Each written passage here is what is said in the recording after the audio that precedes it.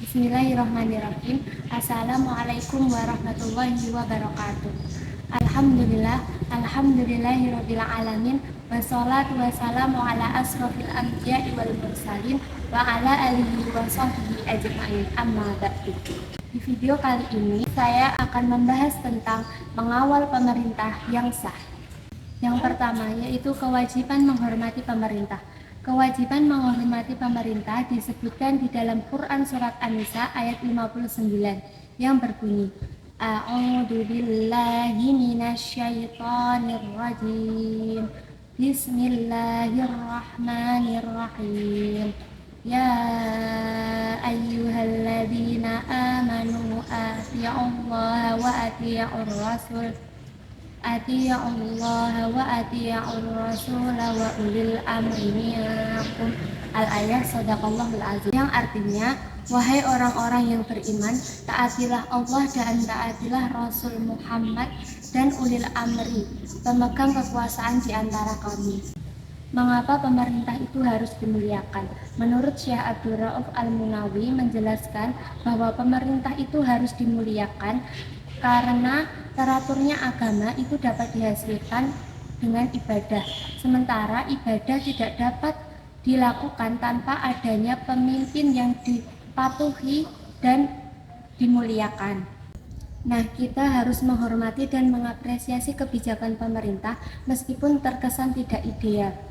Menghormati pemerintah itu bukan bersikap pasif dan menerima semua keputusannya, namun harus diiringi dengan upaya secara berkelanjutan untuk memperjuangkan terbangunnya perundang-undangan yang sesuai dengan nilai-nilai Islam yang konstitusional. Yang kedua, larangan memberontak pemerintah yang sah. Al-Imam An-Nawawi menegaskan ijma' para ulama bahwa tindakan pemberontakan terhadap pemerintah yang sah itu adalah haram. Mengapa pemberontakan terhadap pemerintah yang sah itu haram? Karena dari pemberontakan itu akan menyebabkan terjadinya fitnah yang besar, pertumpahan darah, dan perselisihan antar golongan dan lain-lainnya. Dalam ajaran dan tradisi Ahlussunnah wal Jamaah tidak pernah ditemukan kamus pemberontak. Pelaku pemberontak disebut Khawarij.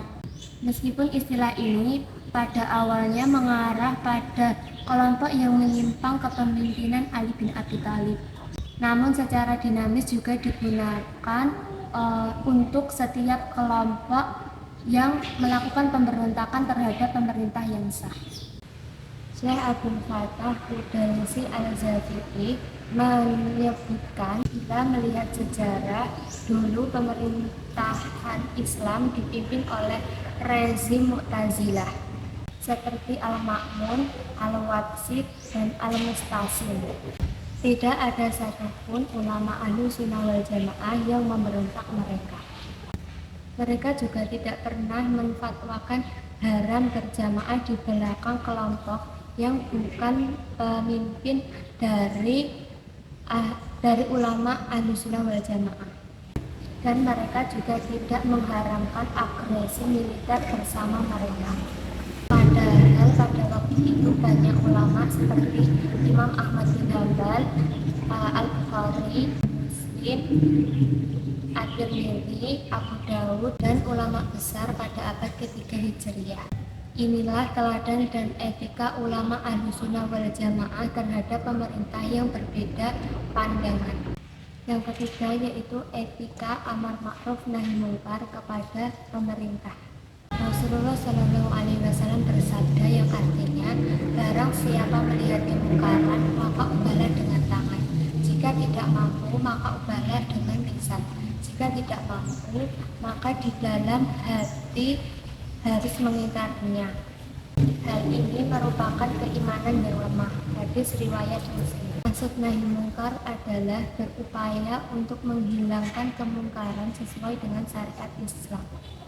Dalam konteks keindonesiaan harus melalui jalur konstitusional agar tidak dapat membuka pintu fitnah yang lebih besar. Menegur pemerintah yang melakukan kesalahan seharusnya tidak dilakukan dengan cara memaki, anarki, atau tindakan lain yang meruntuhkan kewibawaan pemerintah. Namun dilakukan dengan cara yang santun, berdialog dengan baik di tempat yang tertutup, dan tidak melakukan demonstrasi yang menyebabkan kericuhan.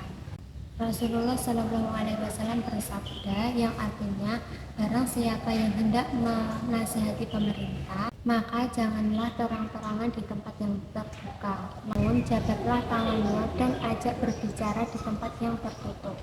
Bila nasihatnya diterima, maka bersyukurlah. Apabila nasihatnya tidak terima, tidak mengapa, sebab sungguh ia telah melakukan kewajibannya dan memenuhi haknya.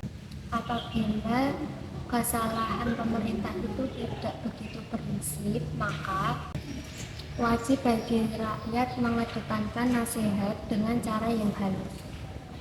Rakyat wajib bersabar dalam menghadapi pemerintah yang tidak sesuai dengan harapan, demi terhindari dari kerusuhan dan merendam gejolak konflik yang horizontal. Agama sangat menjaga kewibawaan para pemerintah di hadapan rakyatnya. Karenanya dilarang mencaci maki pemerintah meskipun menyimpang atau zalim. Bahkan ulama salaf melarang keras mendoakan yang buruk terhadap pemerintah, sebab hal itu tidak dapat menyelesaikan masalah dan dapat menimbulkan dampak buruk yang lebih besar. Nah, itu tadi pembahasan materi mengenai mengawal pemerintah yang sah. Dari materi ini dapat disimpulkan bahwa kita harus menghormati, memuliakan, dan mengapresiasi kebijakan pemerintah meskipun terkesan tidak ideal. Tindakan pemberontakan terhadap pemerintah yang sah itu adalah haram. Kenapa haram? Karena dari pemberontakan itu dapat menyebabkan terjadinya fitnah, pertumpahan darah, dan perselisihan antar golongan dan lain-lainnya. Kesimpulan yang selanjutnya adalah apabila hendak menegur pemerintah, maka dilakukan dengan cara yang santun, berdialog dengan baik di tempat yang tertutup, dan tidak menggunakan demonstrasi yang menyebabkan kericuhan. Hal ini untuk menjaga kewibawaan pemerintah. Cukup sekian penyampaian materi dari saya, kurang lebihnya saya mohon maaf yang sebesar-besarnya. Billahi taufiq wal hidayah. Wassalamualaikum warahmatullahi wabarakatuh.